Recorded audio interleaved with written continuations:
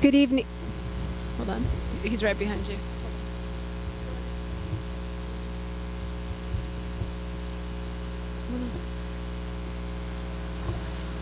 Good evening and welcome to the Strand. I'm Christina Foxley, the Director of Events, and I'm pleased to welcome Siva Vaidhyanathan here tonight to talk about his new book, The Googlization of Everything and Why We Should Worry.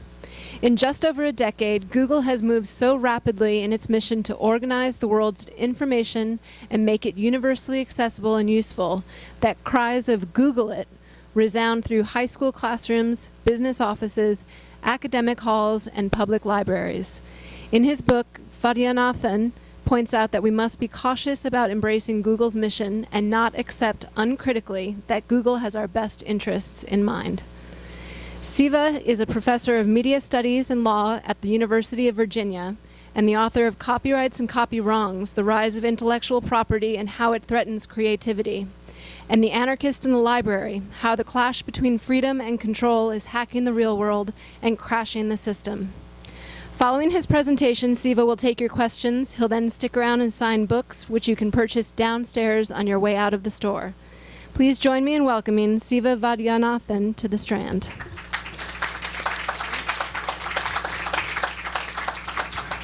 Hi, good evening, and thanks for coming out. Oh, it's not working. Hi, maybe it's just me. Oh, let's see. Yeah, we need this a bit higher. How's this? Better? No? Better? All right. Hi again. Thank you for coming out. This is a thrill for me. I used to live in this neighborhood and spent a lot of time and way too much money in this store. So I hope you follow through in the tradition of my own behavior and pick up a few books on your way out. And while you're doing that, of course, consider mine. In the meantime, I'd like to tell you about mine. I'd like to tell you about how I got inspired to write a book about Google, which I don't recommend doing. It was nuts to write about a company that does something tremendously new every month. This was a maddening experience, totally worth it, but maddening nonetheless. I would never do it again. I'm only going to write books about dead people and broke companies from now on. Yeah, it was almost as if Google was conspiring to prevent me from finishing the book. At least that's the way I like to think of it. But alas, I'm not that important to Google. Google is that important to me, though, and that's actually why I wanted to write this book. I found myself immersed in the life of Google, right? The Googleized life. I found myself not so long ago consulting Google when making basic decisions, which way to turn when I got off the subway, right? For instance, and you may have done the same thing today, trying to figure out answers to basic trivia questions or sometimes really important questions. And when I find myself changing my own habits so rapidly, and this was occurring pretty steadily at the beginning of this century, I like to step back and say, do I really want to consider this normal behavior?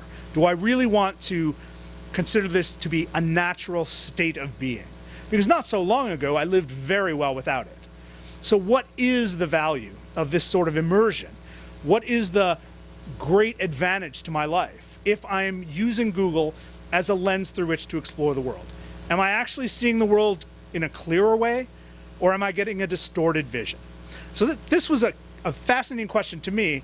Unfortunately, that question is not necessarily fascinating to the book buyers and editors of the world. So I needed to focus on some other questions, some more trenchant questions, less philosophical questions. And I really wanted to get to the nature of the transaction. What is it that we give Google? Because after all, Google gives us a tremendous number of services and charges us nothing. Like, what's the deal with that? What are we to Google? You may have, if you're a Gmail user, you may encounter the occasional downtime. Once every 3 months or so, there'll be an hour, maybe 2 or 3 hours when Gmail doesn't function. And people will start sort of squawking about it on Twitter or Facebook. But nobody quits Gmail over it, right? Nobody quits in frustration, and often you will see people pipe up at the first complaint, well, what do you expect? You don't pay anything for it, right? And that's something we should really be unpacking as well, really be looking at. What are we doing for Google, and what is Google doing for us if they're not taking our money?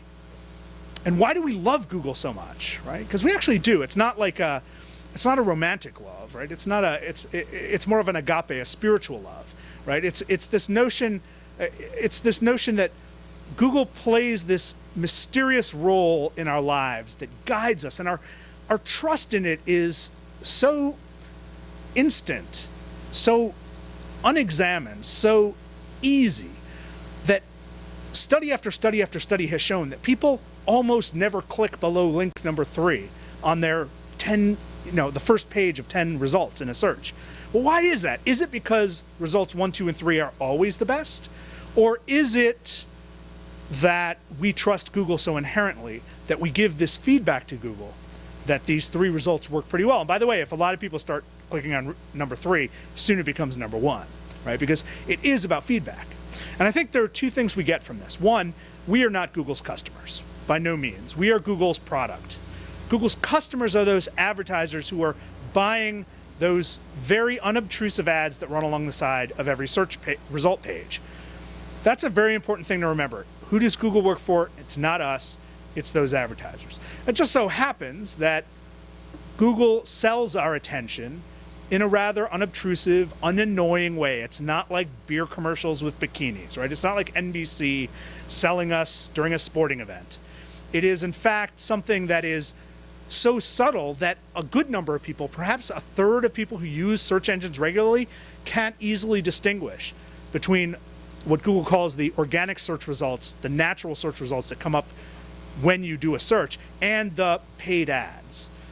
Because the paid ads seem to actually resonate with the search terms so well that sometimes the distinction isn't actually very clear, especially if you search for a company name. If you went to Google right now and searched for the Strand bookstore in New York City, you would see not only the top link, the natural link to this store's webpage, but you would see an ad generated by the relationship this company has with Google as well, right? Or the company's advertising firm has with Google. So we are not the customers, we are the product. We are what Google sells to the advertisers, but we're more than that. We're actually Google's worker bees. We do a tremendous amount of labor for Google. We provide content that makes the Google mechanism worth playing with. We also provide data, feedback to Google, constantly telling Google what matters in the world and what doesn't matter in the world, or at least giving some signals and indications. Thus, from Google's point of view, our constant and deep activity with Google is improving its service every day, is making it better reflect what we need and what we desire and what we wish for. We also are Google's worker bees because we actually provide content for Google servers. We, after all, are the people putting our dogs on skateboards and making videos of them and then uploading it to YouTube. If we didn't do that, there'd be very little on YouTube, or at least very little worth discussing, right? We're the ones who take videos of our funny babies. That's the newest thing, right, on YouTube, videos of funny babies. So when you consider that relationship, Google has a really good setup, right? Google has this diverse crew of firms bidding for advertising placement, and it has many millions, perhaps billions, of human beings using it every day, feeding it new data to help it refine what it does, and feeding it content in various forms to give it something to show. And that's a remarkable relationship. There's nothing insidious about this. There's nothing threatening about this. But I'm concerned that we don't fully appreciate, first of all, the genius behind the technology itself. And one of the reasons we don't is that, like many advanced technologies, Google hides it all behind a simple and clear interface, making it so easy a child can use, or so easy that my father can use it, right? And that is, of course, a brilliant move on part of Google. Google does not want us necessarily to worry about the mechanism, to worry about how it actually works. But I would like us to. Not because there's anything insidious going on, but because I actually think we would have a healthier respect for not only the technologies, but the people who do the work, the craftspersonship that goes into this, the deep knowledge that one has to take into that activity. I mean, that's something that I think we as users of these services should deeply appreciate. We would be more respectful users of technologies, not just Google, but all sorts of technologies. We would also, I think, be more critical when something is amiss. And occasionally something does go amiss with Google. So for instance, this has been a really bad spring for Google, right? Google's had a really great run. Company's been around for 12 years, right? It's just reaching adolescence. Its voice is just starting to crack. And in that time, it's created very few embarrassing moments for itself, right? Very few troublesome moments. There are a number of them. I make great use of them in my book, perhaps a bit unfairly, but I need to make certain points, right? But just actually, since my book came out, Google has encountered the following.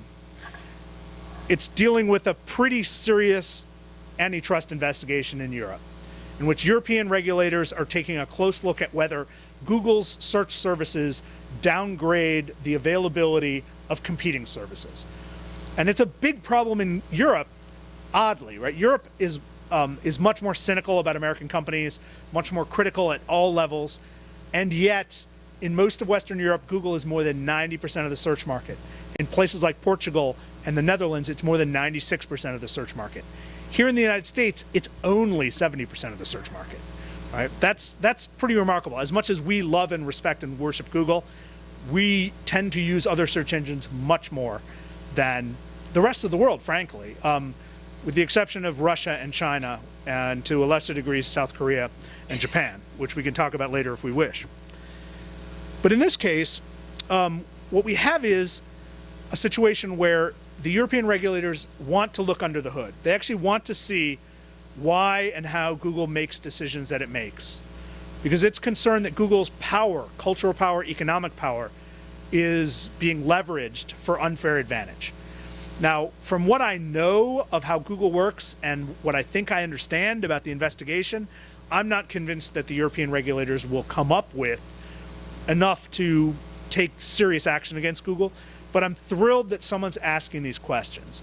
It's about time that people started asking these questions, because even if Google comes out totally clean on it, it's a good habit to be in, as we see firms like Microsoft a decade ago and now Google assert almost monopoly level control over flows of information. Always healthier to ask tough questions than to let it go. Secondly, in this country, just 2 weeks ago, the Federal Trade Commission came down hard on Google, because Google, which had prided itself for years on treating us well and fairly, especially in matters of privacy and matters of how it handles our personal data, had really messed up. About a year ago, and if you have Gmail, you probably remember this, you were suddenly drawn up into a social network called Buzz that you never asked for, and you were suddenly granted all of these contacts, all these followers that you never requested or approved. And this was a major debacle. It was really hard to opt out of this system. And of course, it was just absurd to be drawn into it. I mean, as coercive and nasty and kind of sleazy as Facebook is, at least you don't get tricked into signing up for Facebook, right? You say, oh, I'll give it a try, and before you know it, you're spending 6 hours a day on it, right? And then you're in trouble at work and all sorts of bad things are happening. But nonetheless, at some point, you made a voluntary decision to go into Facebook. This was not the case with Buzz. Google was just basically taking your email, your Gmail contacts, and saying, hey, we're going to create a social network around that, on the assumption that we're like everybody who works at Google. Gmail is our primary way of dealing with human beings, when in fact, for most people outside of Google, that's not true. For most of us, Gmail is a secondary or a tertiary email in our lives. And even so, it's just an email address book. It's not really a map of our social connections. It's a very different thing. But the problem here was that Google gave people no easy way to opt out, and in fact had drawn people in the first place without their permission. And this not only was sleazy and nasty, but it was a direct violation of Google's own privacy policies. So the Federal Trade Commission was able to come down hard on Google, fine it, and also get it to agree to regular privacy audits for the next 20 years. So this was a major blow to Google's image, to Google's reputation, especially in Washington, and I think it put a lot of tech companies on guard about their privacy policies and the way they deal with things. Again, I'm so glad that's finally happening. I'd like to think it was because my book came out, but it's not. And then beyond that,